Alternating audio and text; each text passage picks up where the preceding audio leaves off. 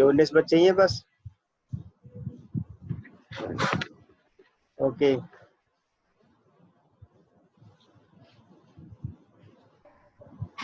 अब फिर आगे कोई ज्वाइन नहीं हुआ।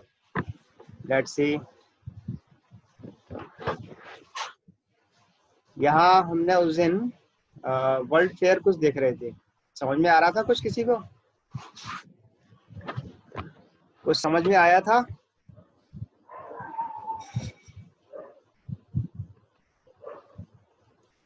वर्ल्ड फेयर में कुछ समझ में आया था? नहीं?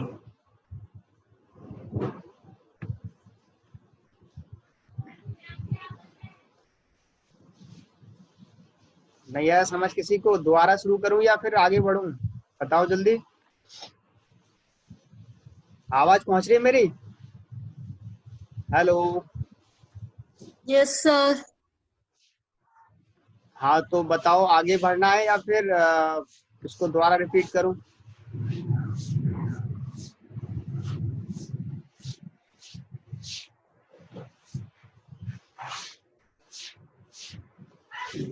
नहीं तो ये 2 यूनिट खत्म हो जाएगी, पता नहीं चलेगा, फिर बाद में रह जाओगे, इसलिए पूछता रहता हूँ, बताया करो। नहीं समझ आया तो बताओ, समझ आया तो बताओ। सर बता दीजिए सर। किसी को कोई मतलब नहीं। सर बता दीजिए। सर रिपीट कर दीजिए।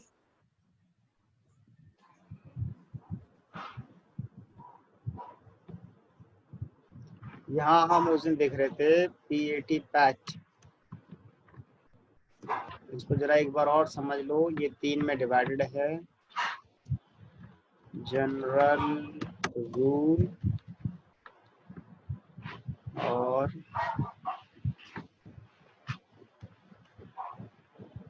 वर्ल्ड फेयर और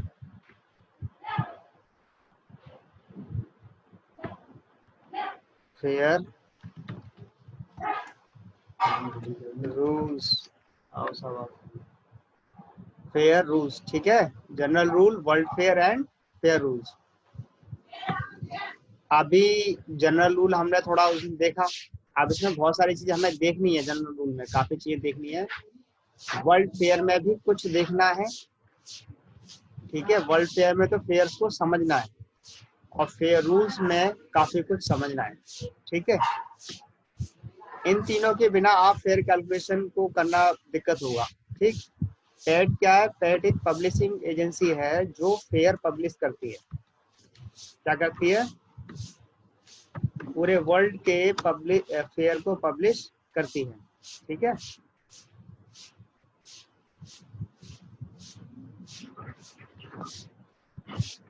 तो इस तरह से आपके पास एक ही एजेंसी है PAT पैट, जो फेयर पब्लिश करने की एजेंसी है, जो पूरे दुनिया के फेयर्स को पब्लिश करती है, ठीक। इसके अलावा भी कुछ फेयर होते हैं जो पब्लिश नहीं होते हैं, जो पैट से बाहर होते हैं, लेकिन जितने भी शेड्यूल एयरलाइंस का फेयर है उसका फेयर तो पैट पब्लिश करती है, ठीक है। तो जनरल रूल थोड़ा सा हमने देखा था, वर्ल्ड फेयर को समझ रहे थे। वर्ल्ड फेयर में हमें समझने के लिए कुछ बातें आएंगी, जैसे कि फेयर, फेयर क्या होता है, फेयर टाइप क्या होते हैं, ठीक है, और IROE क्या होता है, ठीक। ये जो मैं कुछ टर्मिनोलॉजी लिख रहा हूँ तो इनको समझना होगा, कुछ भी मिस हो गया तो दिक्कत हो जाएगी। तो फेयर टाइप सारे समझने हैं, फेयर समझना है, IROE समझना है और फेयर बेसिस समझना है। फेयर बेसिस, फेयर बेसिस में बहुत सारी चीज बातें आएंगी, ठीक है। कई सारी बातें आएंगी फेयर बेसिस में, वो हमें जाननी होगी कि फेयर बेसिस में क्या क्या आने वाला है, ठीक है। उसके अलावा देखो फेयर बेसिस में आता क्या है, मैं फेयर बेसिस में लिख देता हूँ। फेयर बेसिस में क्या आता है, एक जनरल आइडिया के लिए अभी, और फिर इसको डिटेल में बाद में करते हैं, ठीक। सबसे पहले आती है इसमें क्लास। फिर इसमें आता है फेयर टाइप। हालांकि फेयर टाइप तो हो गया, फिर भी क्लास आपकी फेयर टाइप ही हो गया। और इसके बाद आता है सीजन, और इसमें आता है डेज और वीक। डेज वीक आते हैं इसमें, ठीक है। डेज वीक के साथ इसमें आते हैं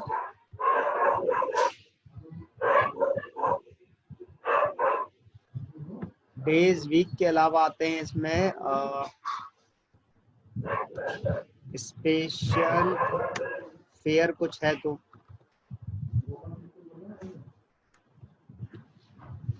स्पेशल फेयर कोड, वो इसमें आएगा अगर कोई स्पेशल फेयर है तो, ठीक। और इसके अलावा टैक्स कोड, पैसेंजर का कोड आता है। ऐसी एक दो बातें और, ठीक। ये लेकिन ये मेन है, class, season, days, week, special fare, code, tax, ये सारा फेयर बेसिस में आएगा, ठीक है। तो वर्ल्ड फेयर में हमें देखना होगा फेयर, फेयर क्या होता है, फेयर समझना होगा, व्हाट इज फेयर। क्वेश्चन भी आएगा आपको, ठीक है। क्वेश्चन भी आ सकता है कि what is fare and what are the type of fares, ऐसे क्वेश्चन आ सकता है। तो इसमें से काफी कुछ आपको थ्योरी में पढ़ने को मिलेगा, ठीक है। फेयर क्या होता है, फेयर के टाइप्स क्या होते हैं। यहाँ पर फेयर रूल, फेयर रूल्स में 0 से लेकर के 29 तक 30 पैराग्राफ्स में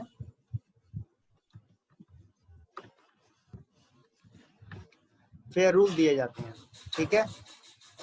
हर फेयर रूल का एक नाम होगा, जैसे कि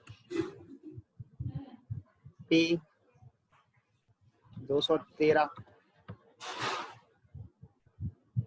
और Y 129, ऐसे आपके फेयर रूल में नाम होंगे फेयर के, यानी कि फेयर के रूल होंगे। और इनमें P 213 में कुछ डिटेल दी गई होगी, Y 129 में कुछ डिटेल दी गई होगी। और वो जो डिटेल होगी P 213 या Y 129, इन फेयर रूल्स में अगर कोई डिटेल होगी तो वो 0 से 29 जो पैराग्राफ्स हैं, तो 0 से 29 जो पैराग्राफ्स हैं दरअसल ये रूल हैं, फेयर के रूल। जैसे एक रूल हो गया 0, दूसरा रूल हो गया 1, तीसरा रूल हो गया 2, चौथा रूल हो गया 3। इस तरह से आपके 0 से लेके 29 तक रूल्स फेयर रूल्स में दिए गए होंगे। तो वो जो सारे पैराग्राफ्स दिए हुए हैं वो आपके इन के अंदर आ रहे होंगे। P 213 के अंदर आ रहा होगा कुछ, या Y 129 के अंदर कुछ आ रहा होगा। सारे पैराग्राफ रूल, सारे जो फेयर रूल्स हैं 0 से ले 29 पैराग्राफ में, सारे के सारे Y 129 में आ जाएं या P 213 में आ जाएं, जरूरी नहीं। उसमें से जो एप्लीकेबल होंगे वही P 213 या Y 129 या इसी तरह से और जो फेयर रूल आएंगे उसमें मिलेंगे। समझ में आया ना। सारे पैराग्राफ किसी भी एक जर्नी में अप्लाई नहीं होती। तो P 213 एक जर्नी को बताता है, Y 113 एक जर्नी को बताता है। तो फेयर रूल्स, सारे फेयर रूल्स सभी जर्नी में अप्लाई नहीं होते।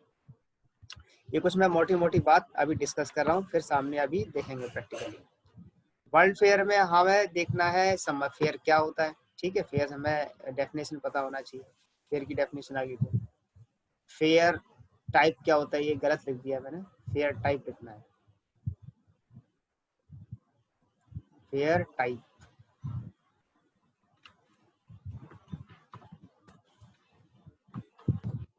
फेयर टाइप, और ये रेट ऑफ एक्सचेंज, और ये फेयर बेसिस। फेयर बेसिस में बहुत सारी बातें आएंगी, ठीक है। तो फेयर, वर्ल्ड फेयर में भी काफी कुछ समझना है। वर्ल्ड फेयर में हमें इतनी बातें मुख्यतः समझनी है, ठीक है। और फिर रूल्स में मुख्यतः हमें ये बातें समझनी है जो सामने दिखाई दे रही है। पैराग्राफ समझने हैं और ये जो जर्नी दी गई है या फिर रूल दिया है Y129 213 इसको समझना है, ठीक है। इसके अलावा स्टैंडर्ड कंडीशन और होती है। स्टैंडर्ड अभी हमें उसकी ज़्यादा ज़रूरत नहीं होगी, लेकिन बस लिख देता हूँ। स्टैंडर्ड कंडीशंस, शॉर्ट में इसको बोलते हैं SC। क्या बोलते हैं, क्या बोलते हैं? नोबडी? SC SC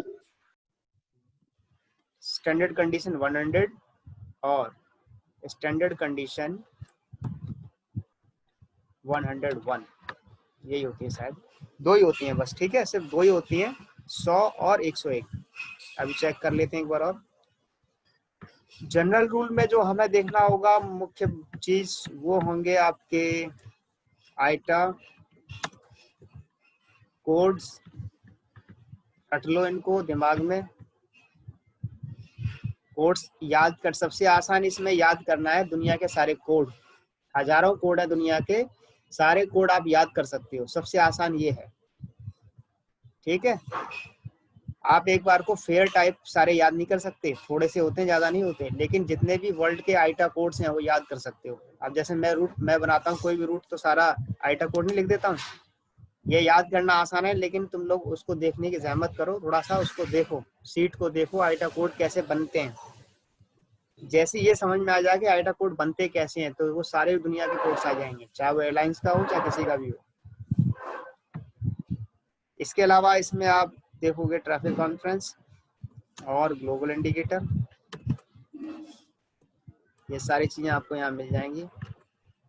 इसके अलावा जो हमें फेयर कैलकुलेशन में जो चीजें काम में आने वाली हैं मैंने वो लिखी हैं, वो टाइप कर रहा हूँ बस, ठीक है।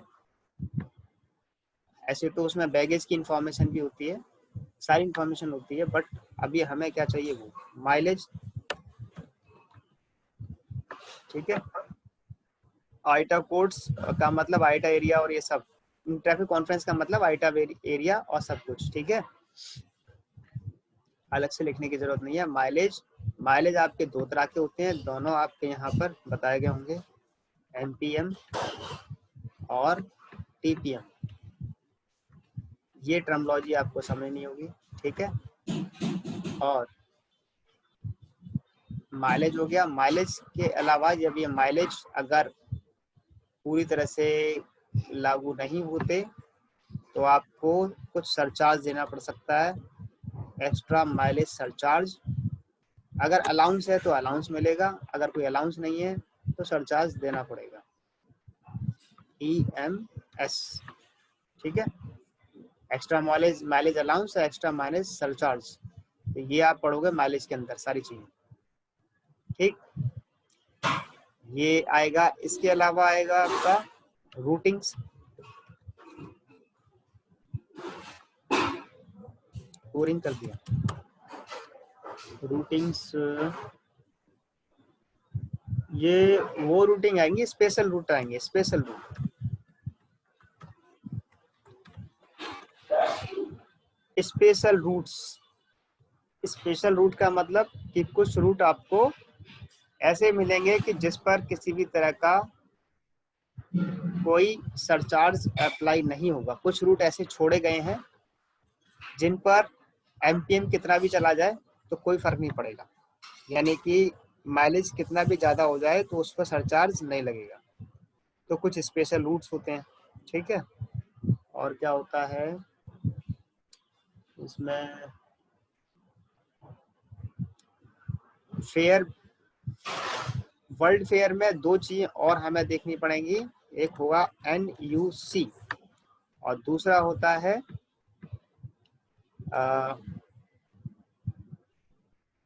LCF, ये हमें देखने को मिलेगा, ये जरूरी है देखना, ठीक है, NUC और LCF, ठीक। तो अब आप देखो यहाँ पर कि ये जनरल रूल में सब कुछ पढ़ना है हमको, ये वर्ल्ड फेयर में इतना कुछ सारा समझना है, और ये फेयर रूल्स में इतना कुछ समझना है। अब से थोड़ा प्रैक्टिकली यहाँ देख लेते हैं। किसी को इतने में कुछ पूछना हो तो पूछ सकते हैं, या बात करना हो बात कर सकते हैं। समझ में नहीं आया तो बोल सकते हो, ठीक है। नेक्स्ट इज शेयर करता हूँ। यस, कोई बोला?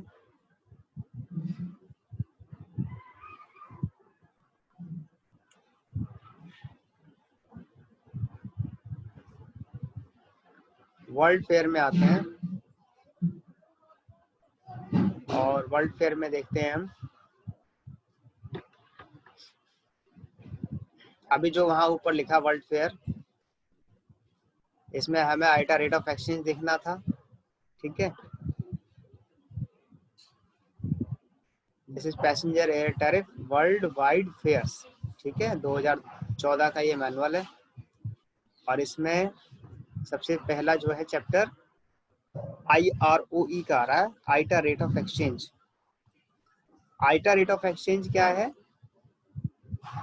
कि इसमें हर कंट्री का रेट ऑफ एक्सचेंज दिया हुआ है। जैसे सबसे पहला अफगानिस्तान है, इसकी करेंसी दी गई है, 2 करेंसी है इसकी, US डॉलर, अफगानी। अगर US डॉलर में फेयर बन रहा है तब रेट ऑफ एक्सचेंज इसका 1.000000 ये लगेगा। अगर अफगानी करेंसी में लग रहा है, फेयर बन रहा है, तो इसका जो है NUC IROE लगेगा, रेट ऑफ एक्सचेंज लगेगा 49.500000, ठीक है। ये इनके करेंसी कोड है, US डॉलर का USD, अफगानी करेंसी का AFN, ठीक। इसी तरह से पूरे दुनिया के ये रेट ऑफ एक्सचेंज दिए गए होंगे, ठीक है। ए से लेकर के Z तक जितने भी कंट्रीज आते हैं सबके रेट ऑफ एक्सचेंज यहाँ दिए गए होंगे। अब इसे समझना है कि ये रेट ऑफ एक्सचेंज अप्लाई कैसे होते हैं, तो थोड़ा सा मैं हिंट के तौर पर यहाँ बता देता हूँ।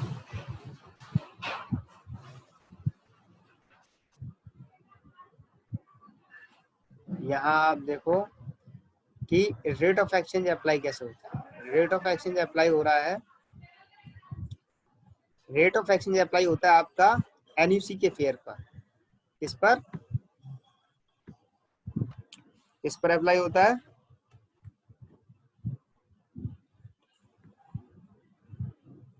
NUC के फेयर पर।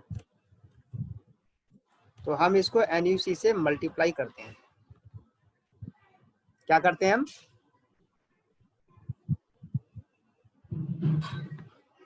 मल्टीप्लाई। मल्टीप्लाई तो करते हैं, किससे करते हैं? और हमें LCF में रिजल्ट मिल जाता है। किसमें करते हैं? NUC का मल्टीप्लाई किससे किया? IROE। हाँ, आइटा रेट ऑफ एक्सचेंज का मल्टीप्लिकेशन करते हैं हम NUC से। तो ये रिलेशन होता है IROE का, NUC का, LCF का, ठीक है। IROE और NUC और LCF, इन तीन का आपस में रिलेशन, NUC, LCF और IROE का ये रिलेशन होता है, ठीक है। NUC फेयर्स आपके वर्ल्ड फेयर सारे किस में दिए गए होते हैं? वहां पर NUC में दिए गए होते हैं, ठीक है। तो जब हमें फेयर कैलकुलेशन करना होता है तो हमें NUC का फेयर वहां वर्ल्ड फेयर से देखना होता है। वर्ल्ड फेयर से NUC का फेयर देखेंगे और फिर जिस कंट्री का फेयर है, जिस कंट्री से फ्लाइट जा रही है, ठीक है, कमेंसमेंट ऑफ कंट्री जो भी है, उस कंट्री का देखेंगे रेट ऑफ एक्सचेंज। तो जिस कंट्री से फ्लाइट जा रही है उसी कंट्री का रेट ऑफ एक्सचेंज देखेंगे। वहीं फेयर पे करना है कस्टमर को, तो वहीं फेयर भी पे करना है, तो उसी करेंसी में, इसीलिए उसी कंट्री का रेट ऑफ एक्सचेंज देखेंगे। तो जो NUC फेयर देखा वर्ल्ड फेयर में, उसको मल्टीप्लाई किया उस कंट्री के रेट ऑफ एक्सचेंज से, तो हमारा उस कंट्री की लोकल करेंसी में फेयर आ जाता है। LCF का मतलब हो गया लोकल करेंसी फेयर। क्या मतलब होता है LCF का? Local currency fair. फेयर, किसमें फेयर आ गया? लोकल करेंसी में फेयर आ गया, जो हमें चाहिए होता है लास्ट में।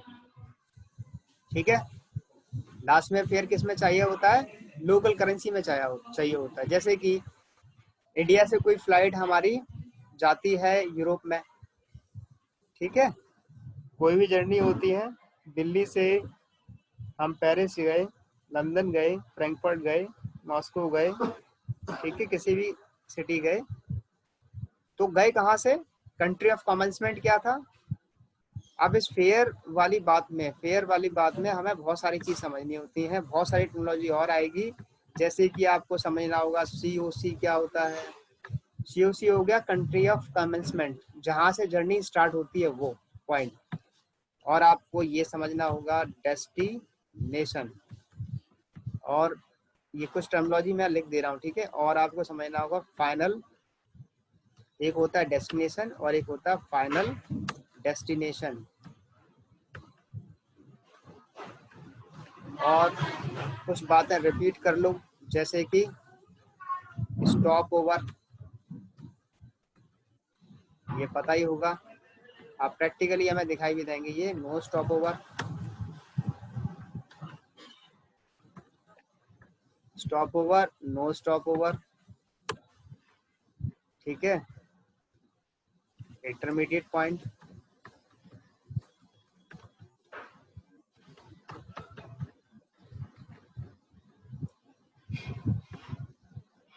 तो कंट्री ऑफ कमेंसमेंट यानी कि स्टार्टिंग पॉइंट या origin point. Country of commencement को बोलते हैं COC, मतलब C माने कंट्री, O माने ऑफ, C माने कमेंसमेंट। कमेंसमेंट मीन्स शुरुआत जहां से होती है उसको बोलते हैं कमेंसमेंट, ठीक है। तो दैट इज व्हाट ओरिजिन। अभी तक हम इसको ओरिजिन कह रहे थे, अब इसको बोलते हैं COC। तो जो भी हमारा कंट्री ऑफ कमेंसमेंट है, तो फेयर कहाँ से, फेयर किस में पे करेंगे? उसी में पे करेंगे जो ओरिजिन होगा, ओरिजिन कंट्री से तो करेंगे ना फेयर पे। तो जब ओरिजिन कंट्री के से ही फेयर पे करना है तो उसकी करेंसी में करना होगा। तो ओरिजिन कंट्री की जो करेंसी होगी उस करेंसी में फेयर लास्ट में आपको निकाल के लाना पड़ता है, ठीक है। आपको जो फेयर दिया होता है वर्ल्ड फेयर बुक में, वो NUC में फेयर दिया गया होगा। किस में दिया गया होगा? NUC में। और आपको इसे कैलकुलेट करने के बाद, कैलकुलेट करने के बाद आइटा रेट ऑफ एक्सचेंज से मल्टीप्लाई करोगे, तब आपका आ जाएगा लोकल करेंसी में फेयर, ठीक है। NUC को आप मल्टीप्लाई करोगे IROE से, तो वो मैं अभी बताता हूँ कि ये NUC क्या है, ठीक। तो अब जरा चलते हैं दोबारा से अपने वहीं।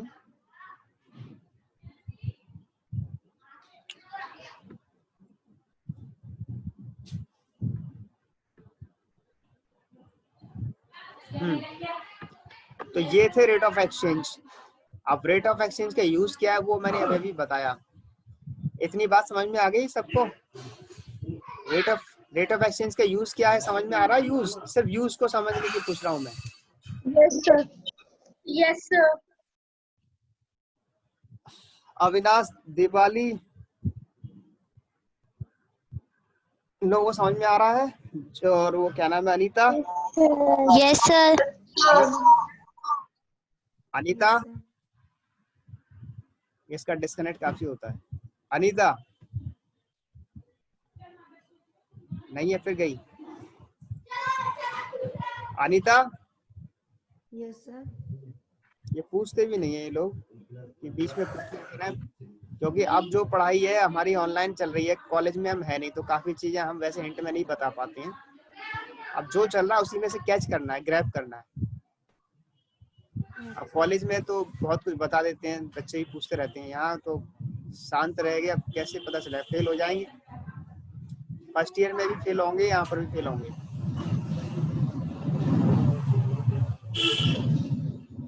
गुंजन, समझ में आ गया क्या बताया?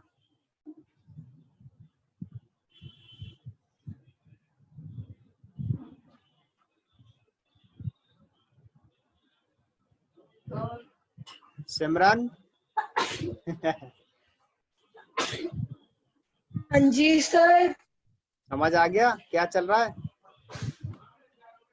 हाँ जी सर।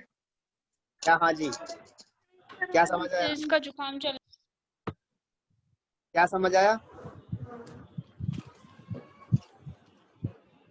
क्या सर, आवाज नहीं आ रही आपकी। आइटा कोड्स आपने बोला था पूरे वर्ल्ड के याद कर लेना। क्या क्या? इंडिया के तो कर भी लिए सर। अभी अभी जो लास्ट टॉपिक चल रहा है उसकी बात पूछ रहा हूँ मैं। अभी अभी जो चल रहा था ये सामने दिखाई भी दे रहा है, ये समझ में आ गया?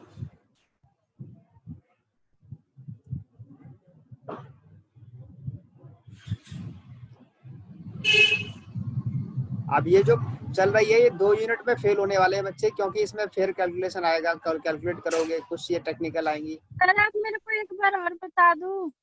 तो उसके बाद फिर ये है कि अगर अभी नहीं सीरियस हैं तो फिर वो 2 यूनिट चली जाएंगी सबकी। नेपाल सोनाली को समझ में आ गया? आवाज जा रही है वहां तक? हेलो? देखो सर, समझने की कोशिश तो सभी कर रहे हैं सर, लेकिन हाँ, किसी बहुत को अच्छा। सिग्नल की दिक्कत है, किसी को कुछ। ये मैं एक और बारी समझाया मैंने, रिपीट किया ये कल वाला। Last bar please sir, network इधर का स्लो है, बारिश आ रही है। हाँ तो ये तो कल भी बताया था IROE, फिर देख लो। मैं ये बता रहा था कि ये आइटा रेट ऑफ एक्सचेंज, इसी का लास्ट में इंपॉर्टेंस आने वाला है। ये सारे रेट ऑफ एक्सचेंज दिए हैं आपके, ये रेट ऑफ एक्सचेंज ये यहाँ पर दिए आपके करेंसी कोड, और ये वाला कॉलम आपका जो यहाँ दिखा रहा हूँ ये आपके रेट ऑफ एक्सचेंज है। तो हमें इसी रेट ऑफ एक्सचेंज से मतलब है, ठीक है? ये कंट्री का नेम, ये कंट्री कोड और रेट ऑफ एक्सचेंज, इन 3 बातों से मतलब है। कंट्री का नेम, करेंसी कोड और रेट ऑफ एक्सचेंज, ठीक है? हालांकि ये राउंडिंग यूनिट का भी यूज होता है, लेकिन अभी आपको ज़्यादा अंदर की बात नहीं रहनी है, क्योंकि यही नहीं समझ में आ रहा तो वो कैसे होगा। अभी आप देखो कि फिर देख लो लास्ट बार कि इसका रोल क्या है। आइटा रेट ऑफ एक्सचेंज का कोई रोल खास, हाँ खास तो है ही, कि हमारे पास 3 चीज होती है। फिर देखेंगे जब हम, NUC होगा, IROE होगा, LCF होगा। इन तीनों का यहाँ पर आपस में संबंध क्या है वो हमें दिखाई दे रहा है। NUC को मल्टीप्लाई करेंगे हम आइटा रेट ऑफ एक्सचेंज से, तब हमारा आ जाएगा लोकल करेंसी में फेयर। समझ में आया मनीषा? हेलो? नहीं पहुंची आवाज? चलो ठीक है। सर समझने की कोशिश तो सभी करते हैं, पर क्या करें सर, कभी सिग्नल चले जाते हैं, कभी कुछ। इसमें सर हमारी गलती नहीं है। और फिर सर हम आपसे 2-2 मिनट में बोल भी नहीं सकते कि सिग्नल चले गई, आवाज कट गई, क्योंकि फिर सर आपको भी प्रॉब्लम होती है। आप बिल्कुल, बहुत अच्छी बात है, लेकिन पूछ लेना चाहिए ना कि सर एक बार ये बता दो, दूसरी बार बता दो, सर ये नहीं समझ आया। उससे थोड़ा सा कोई पूछेगा तो दूसरे के लिए भी आसानी हो जाएगी। अच्छा, तो यहाँ पर बस ये कुछ खास चीजें समझ लो, ज्यादा टाइम वेस्ट नहीं करें हम। NUC का मल्टीप्लाई रेट ऑफ एक्सचेंज से करते हैं, तब हमारा लोकल करेंसी में फेयर आता है, इक्वल टू LCF। ये फॉर्मूला याद रखना है। इस फॉर्मूला से पहले ऊपर और भी फॉर्मूला आएंगे, ठीक है? एक और फॉर्मूला आएगा अलग अलग जर्नी के, लेकिन ये फाइनल है। जो यहाँ पर हम फेयर में देखेंगे NUC IROE, तो LCF में हमारा आ जाएगा, ठीक है? अब NUC क्या होता है ये थोड़ा सा हम यहाँ से समझेंगे दोबारा से। यस,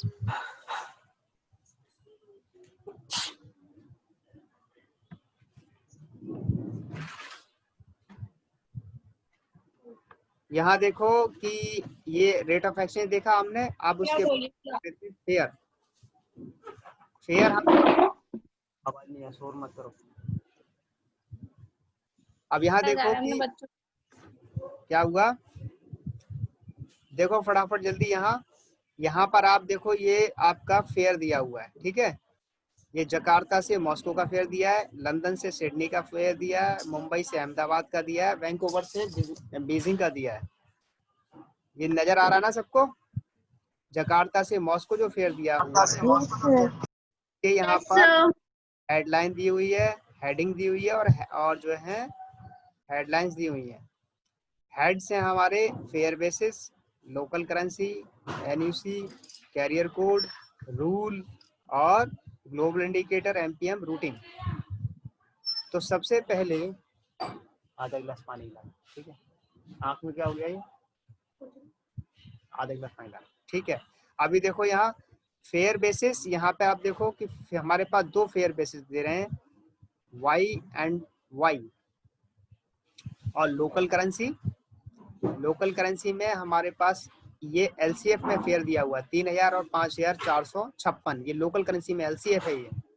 और ये वाला हमारा एनयूसी में फेयर दिया हुआ 3000 और 5456। और ये एयरलाइंस कोड्स हैं, ये एयरलाइन के कोड हैं, ठीक है। 146 और Y146, Y146 जो अभी भी मैंने फेयर रूल में तुमको दिखाया था। सॉरी, कैरियर कोड तो यहाँ दिया नहीं है कोई, सॉरी कैरियर कोड कुछ नहीं है, रही रूल दिया हुआ है। रूल क्या दिया हुआ? Y146, Y146। मैं भी आपको फेयर रूल्स में ऐसा कुछ बता भी रहा था, ठीक है। फिर ये आपके ग्लोबल इंडिकेटर दिए हुए हैं और माइलेज दिया हुआ है, ठीक है। जकार्ता से मॉस्को अगर जाते हैं, अगर हम EH रूट से जाते हैं, किस रूट से? EH। ध्यान से इसको एक बार समझ लो। जकार्ता से मॉस्को अगर जा रहे हैं, Jakarta is the city in Indonesia, JKT is the code of Jakarta और इसकी करेंसी है US डॉलर। ये US डॉलर करेंसी तो इनकी दूसरी भी है, लेकिन अभी इनका जो है फेयर US डॉलर में भी दिया हुआ है। कुछ कंट्रीज का जो है फेयर US डॉलर में भी दिया गया होता है, ठीक है, सबका नहीं। इंडिया का नहीं दिया गया होगा, इंडिया की अपनी खुद की करेंसी है।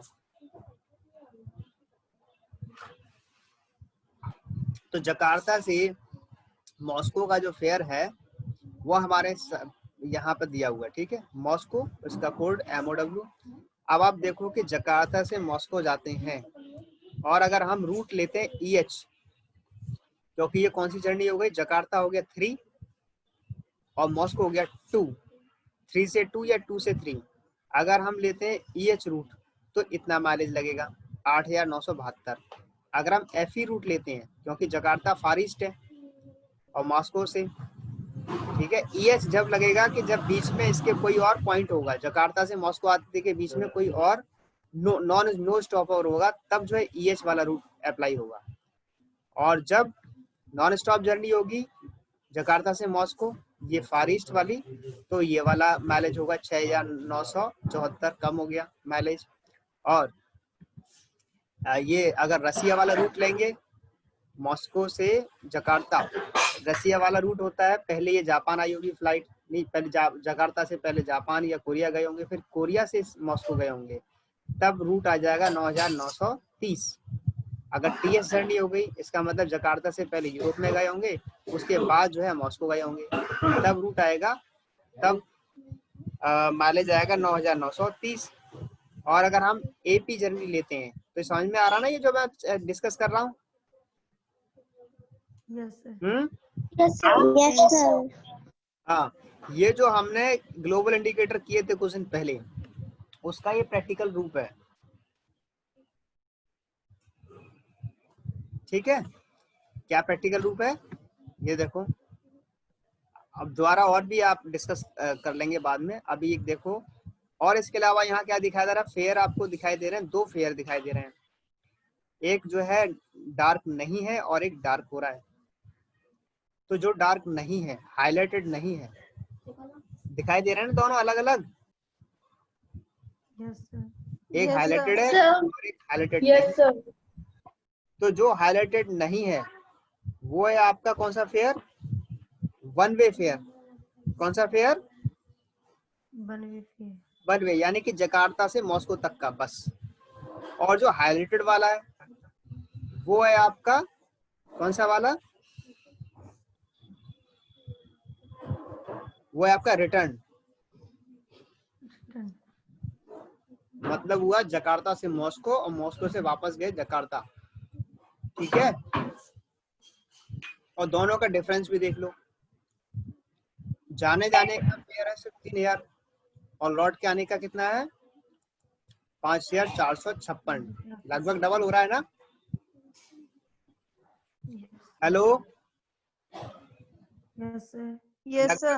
Double yes sir. डबल हो रहा है, इसका मतलब वापस आ रहे हैं, जाने आने का दोनों का फेयर लग रहा है। और सिर्फ जा रहे हैं, वन वे कर रहे हैं, तो हमारा 3,000 है सिर्फ। एक तो ये बात नोटिस करनी है, हाईलाइटेड वाला फेयर, नॉन हाईलाइटेड वाला फेयर। क्लास है इसमें वाई, ठीक है। क्लास टाइप कौन सा है, फेयर टाइप कौन सा है आपका, वाई। वाई का मतलब हुआ, यहाँ फेयर टाइप का मतलब हुआ इकोनॉमी फेयर है। कौन सा फेयर है ये, इकोनॉमी। वाई कौन सी क्लास होती है, इकोनॉमी क्लास। जो क्लास होती है वो फेयर हो गया ये। तो फेयर टाइप हुआ हमारा इकोनॉमी, इकोनॉमी फेयर टाइप है। कौन सा है, फेयर टाइप हमारा है इकोनॉमी। जो मैंने बात वहां लिखी थी वो यहाँ प्रैक्टिकली अब चल रही है, ठीक है।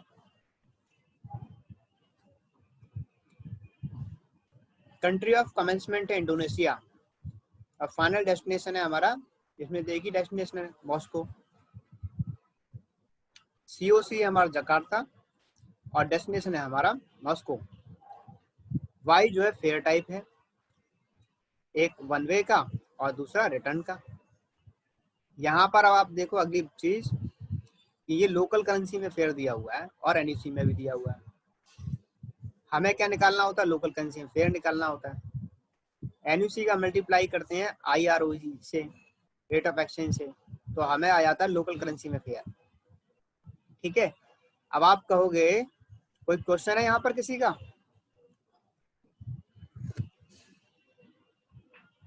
हेलो सर मुझे कुछ क्वेश्चन पूछना है।